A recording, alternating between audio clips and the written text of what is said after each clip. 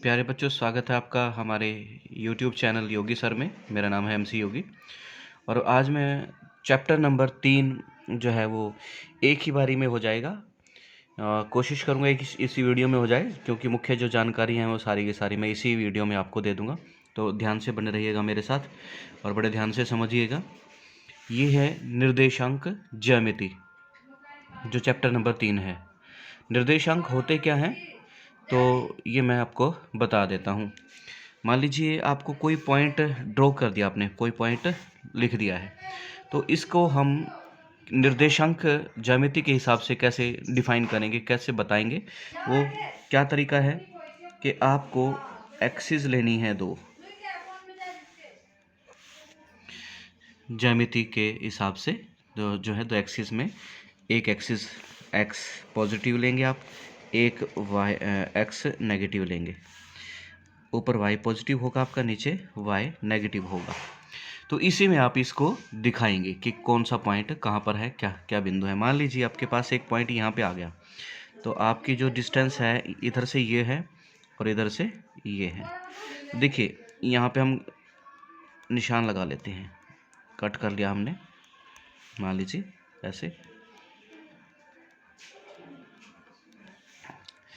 तो ये आ गया 1 2 3 4 5 6 7 आ गया यहाँ पे x, ठीक है। और y क्या आएगा यहाँ पे 1 2 3 4 5 6, मान लीजिए यहाँ पे 6 आ जाता है ये, तो 7 और 6 ये आ गया पॉइंट आपका। और इसको क्या बोलते हैं, इस डिस्टेंस को, जो y वाली डिस्टेंस है, इसको बोलते हैं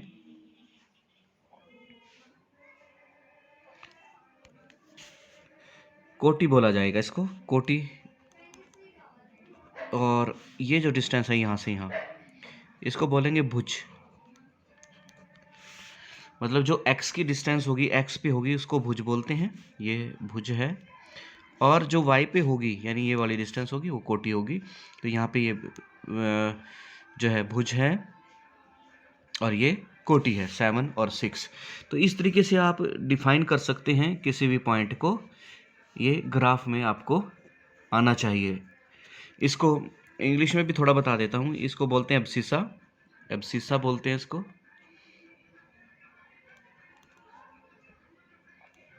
और इसको बोलते हैं ऑर्डिनेट।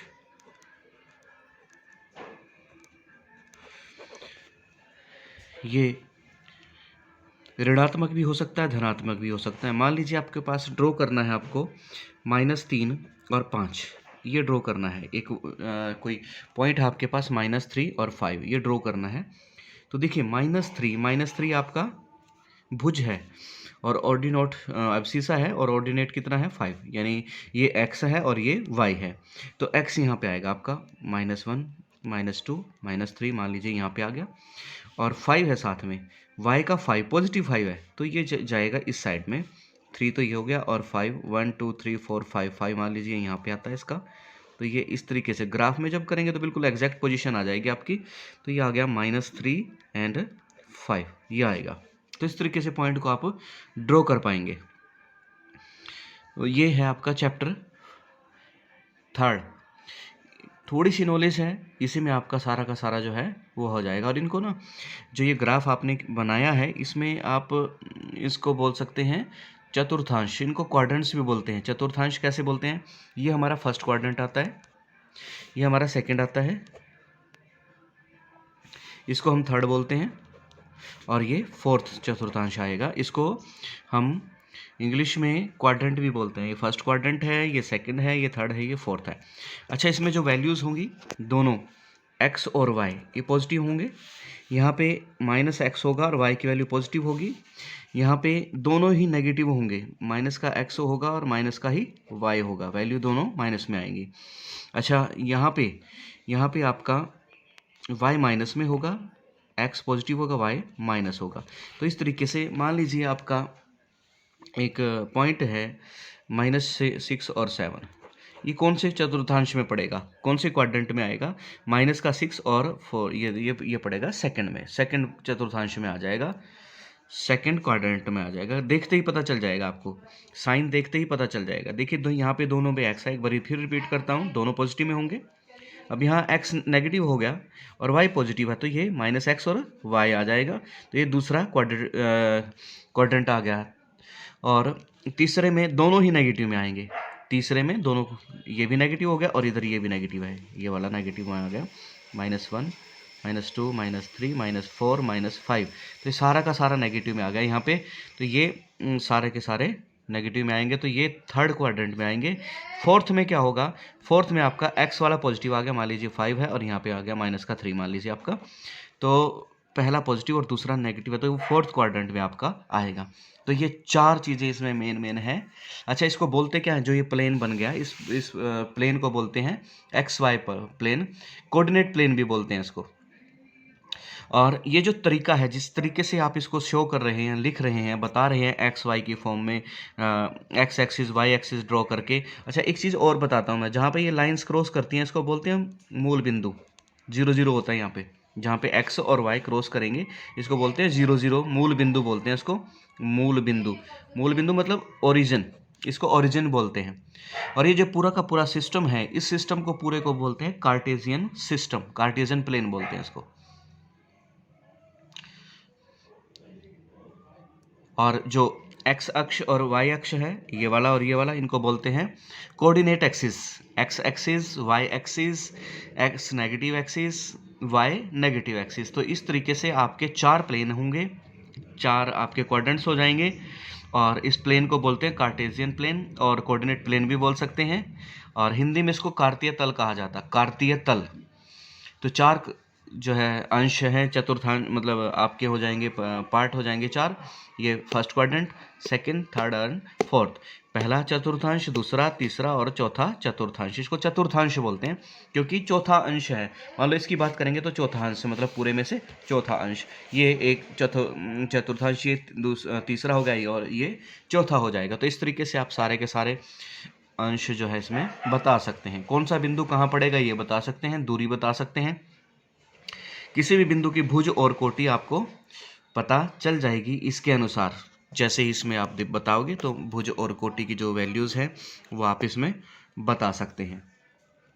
तो ये जो थर्ड चैप्टर है कंप्लीट इसमें आ जाता है। किसी भी पॉइंट की जो है आप इसमें बता सकते हो कहाँ पर कार्तीय तल में कहाँ पर पड़ता है।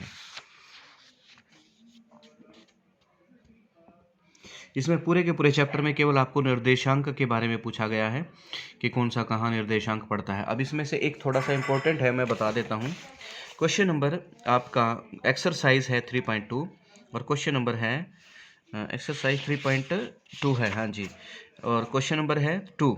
अब इसमें बी के निर्देशांक बताइए। बी के निर्देशांक देखिए, ये बी है और बी के निर्देशांक क्या बनेंगे। देखिए बी के निर्देशांक क्या बनते हैं, यहाँ पे पॉइंट बी है, दिया है ग्राफ यहाँ पे।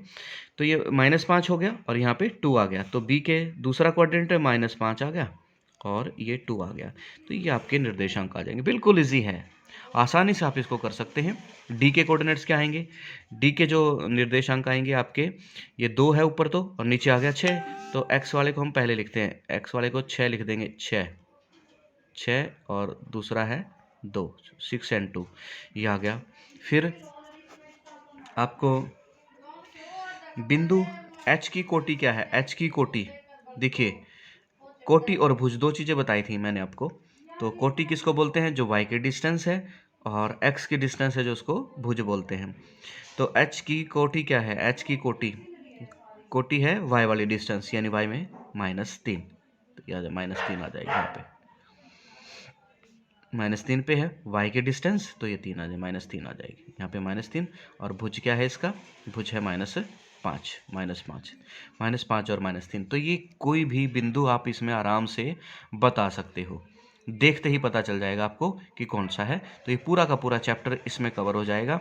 बच्चों, अगर किसी को कोई बात समझना है तो कमेंट करके आप पूछ सकते हैं, बता सकते हैं कि यहाँ हमें समझ नहीं आया, या कोई इसके अलावा अन्य कोई जानकारी आपको चाहिए तो आप इसमें कमेंट कर सकते हैं।